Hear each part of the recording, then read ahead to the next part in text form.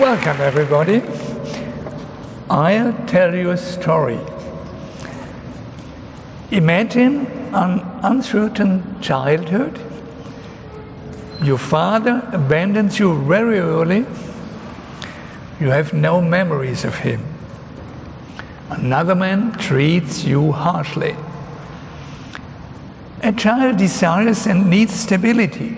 For you, all things are questionable.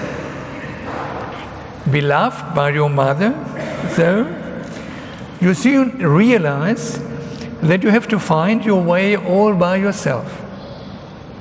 And you succeed in doing so. You attend college, and part-time jobs pay the bills. Facing an entirely uncertain future, you are always running the risk of losing everything. But you are able to make virtues out of necessities. You learn how to gamble, and you experience day by day gambling is full of coincidences and contingency. Everything matters. The smallest clue can take on the greatest significance. Yet you mostly win, and you get interested in just the game. You earn the kind of self-reliance that you need for being trusted by others.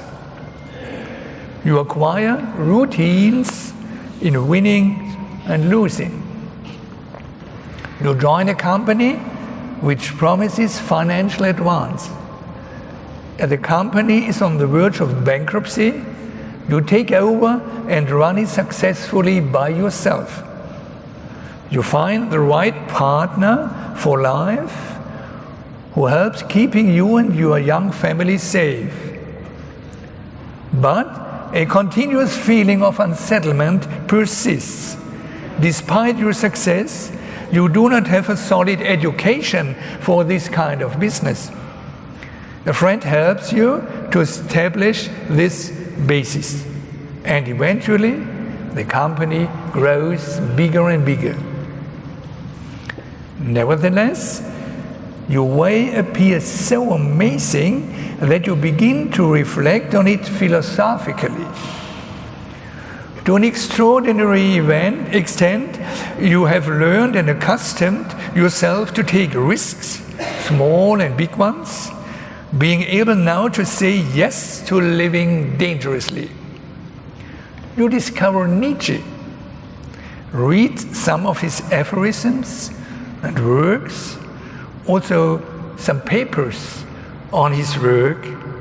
You see, philosophy, as Nietzsche shapes it, is risky, dangerous, but hopeful as well.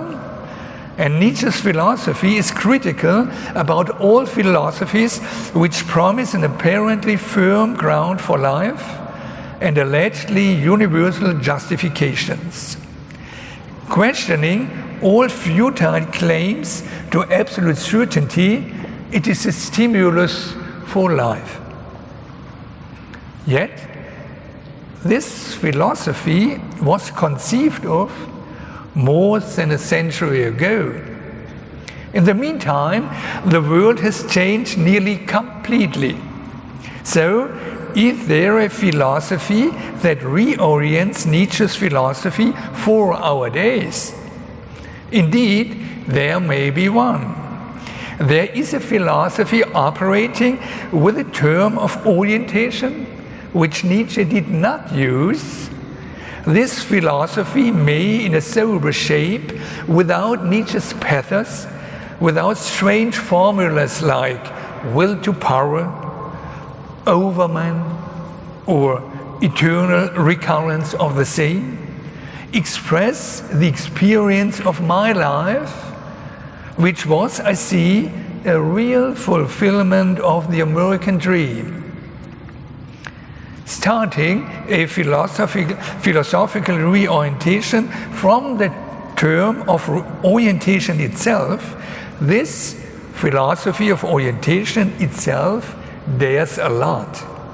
It seems so surprising or strange that academic colleagues cautiously wait to see whether they will get involved in it. But I say yes. Let us support this philosophy of orientation in a non-academic way. Let us establish a foundation for philosophical orientation. Of course, which appears like a fairy tale, is Mike Hodges' real story. And in the end, it is my story too, now intertwined with his.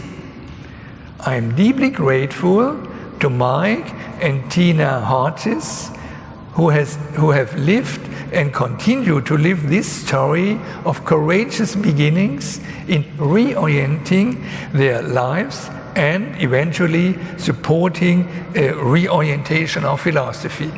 Thanks, Mike and Tina.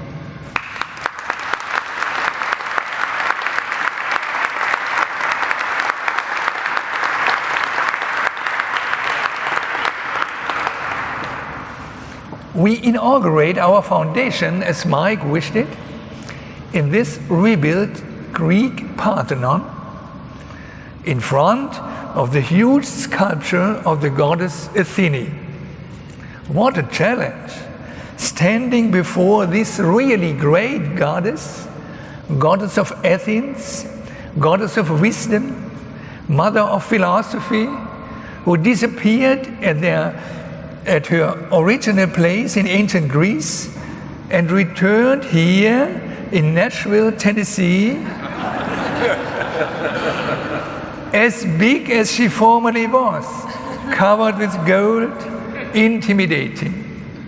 But she encourages us as well as telling us, try philosophy anew, try it at a new place, in a new country, full of courage and of hope. And we need this courage and this hope, for we are so small, so infinitely small before this goddess, patron of philosophers like Socrates, Plato, and Aristotle. So, why a philosophy of orientation today?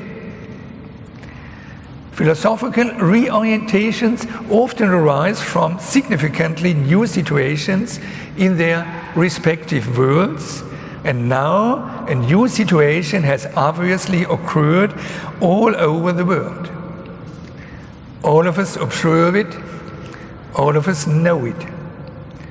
Mankind has risked a lot, and now our societies and our communications, nature and our living conditions, markets and politics, malls and religions, sciences and humanities change so intensely in such a short time that we lose track of it. The well-known keywords are globalization, digitization, climate change, erosion of democracy, spread of terrorism. Nietzsche would have called it a revaluation of all values. But these are only keywords. We do not see how these big changes are factually interrelated, and we will probably never sufficiently explore this.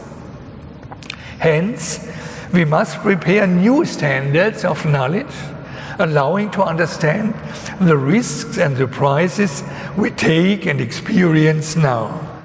Our knowledge, as established according to old standards, is not prepared for this.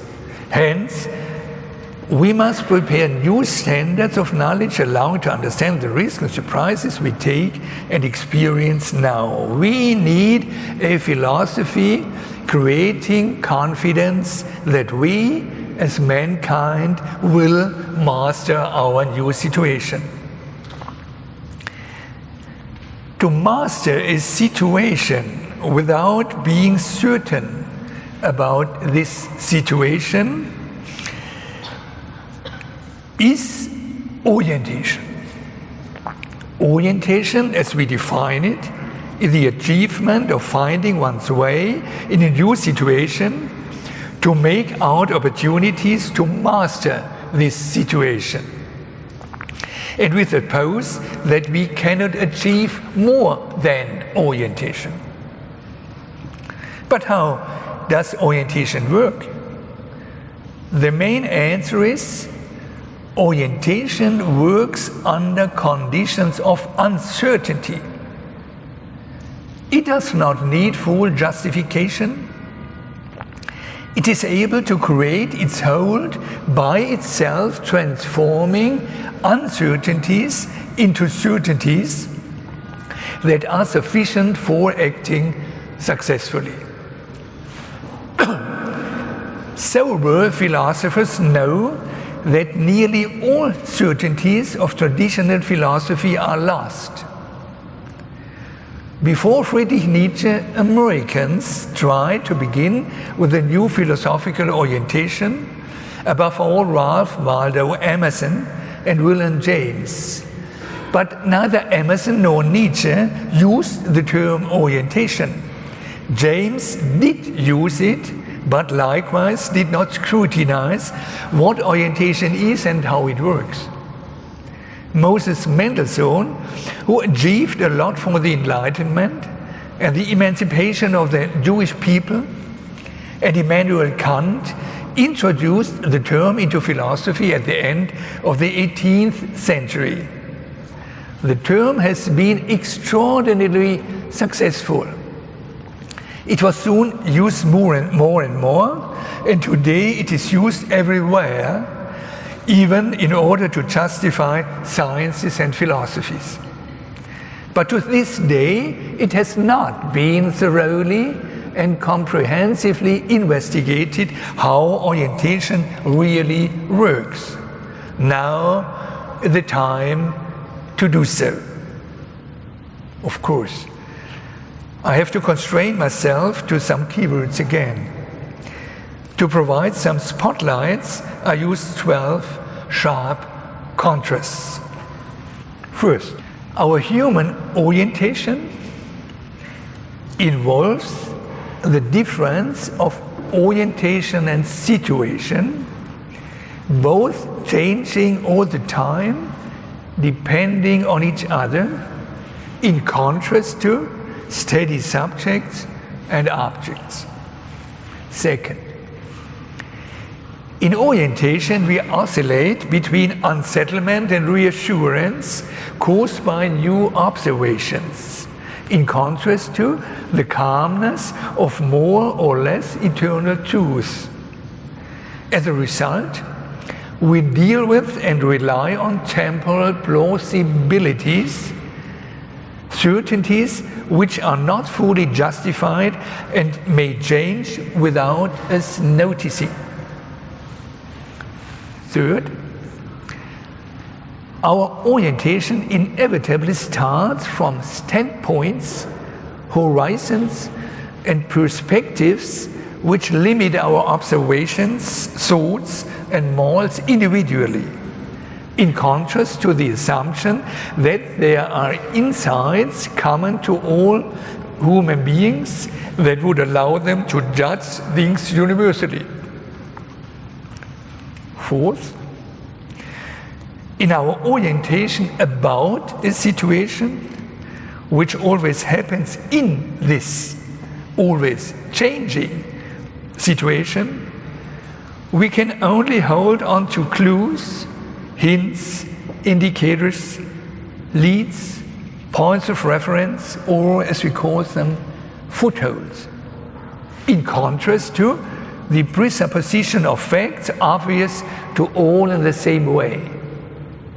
We must continuously decide on which footholds are reliable and which are not.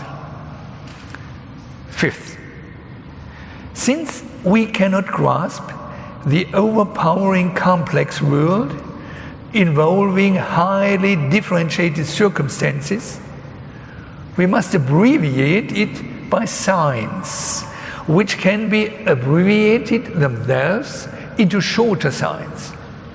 In this way, we make our orientation world surveyable and available, in contrast to science seemingly representing a given world. Sixth, our certainties come as routines. When our orientations succeed, we begin to trust and continue to rely on them, mostly without reflecting, in contrast to the need of establishing rules and justifying norms.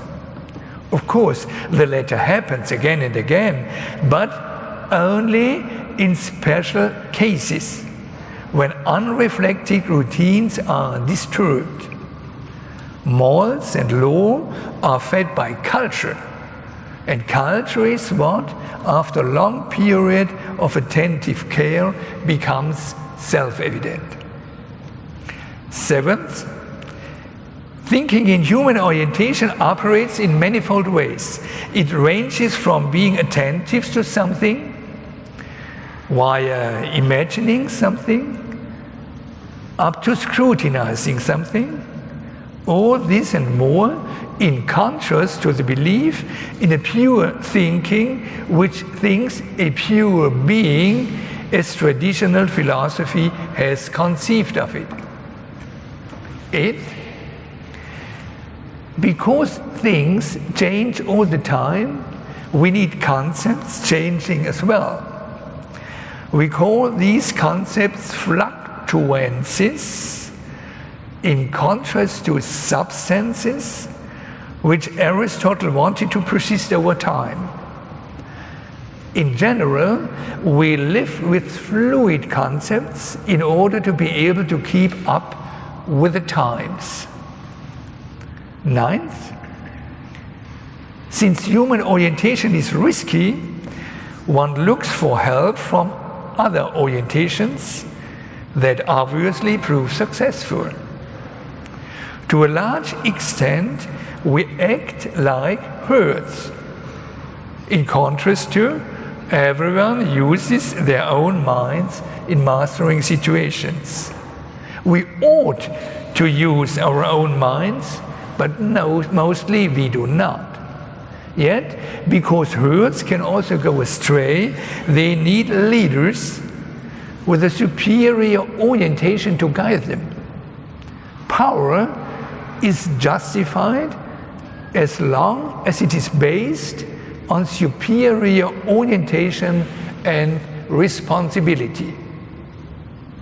Tenth, we orient ourselves to each other under the condition of double contingency, which means the reactions and answers of others can always surprise us.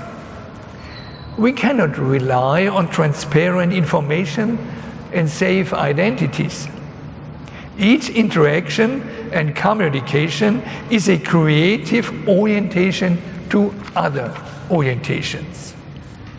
11th, this is true to morals as well. It is not enough to base morality on rules and reciprocity. For every situation and every rule can mean something different to others. Considering the conditions and structures of human orientation, ethics, in a higher sense, has to start with finding out what is good for others, even though it is not good for me. Mankind needs this kind of ethics to master the new situation of globalization. 12th and last, all human orientations entail orientation decisions and, as a consequence, leeways for such decisions. One orients oneself to something by taking it only as a foothold for one's own judgment and keeping one's leeways open.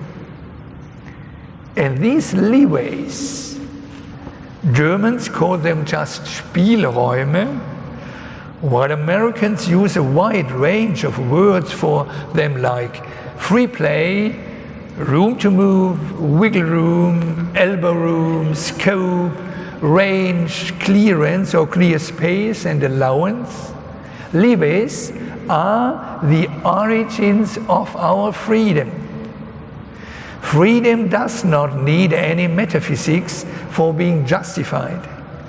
In the context of human orientation, freedom is a bundle of leeways under varying circumstances, leeways that you can expand, but they may also shrink. You are free exactly as far as you can make decisions in your leeways, decisions also on extending these leeways. So, you must continuously fight for your own leeways.